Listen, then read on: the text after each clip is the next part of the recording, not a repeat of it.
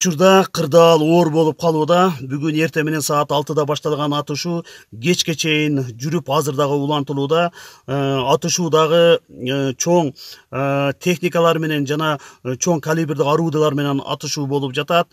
Бүгүн кечке чейин Баткен областынын бүт чек ара тилкелеринде айылдарда атышуулар болду. Саат 16-да Камчы Кыдыршаев Ташиев баштаган делегация Тажикстан мамлекетинин делегациясы менен жолугушууга аракет кылып жолугуштук.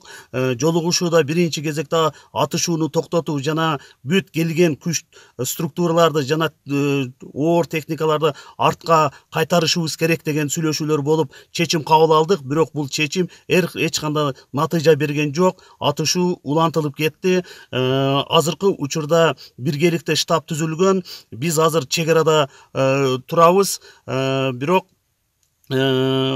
буйруктарды берсек дагы көптөгөн жерлерде атышуулар болгонуна байланыштуу атышуулар токтолбой жатат.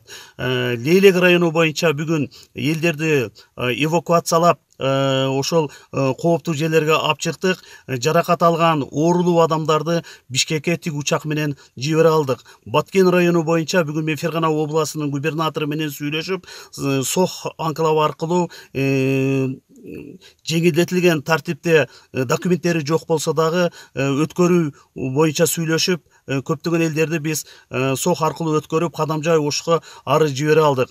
Бул жерде бүт күч структуралардын жана мамлекеттик органдардын кызматкерлери бул багытта иштеп жатат. Азыркы учурда дагы атышуулар улантылууда, аракет жасап жатабыз. Биргеликте туруп буйруктарды берип атууну токтотуу боюнча.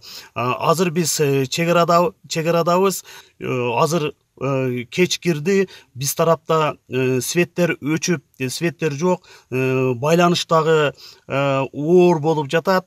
Бирок аскер кызматкерлеринин байланыштары менен, командирлер менен биз байланышып жатабыз. Учурда кырдаал кыскача ушундай. Биз аягына чейин турабыз. Чек арада аскер кызматкерлери жерлерде кызматын өтөп, мекенди сактоого, элди сактоого аракеттерин жасап жатышат.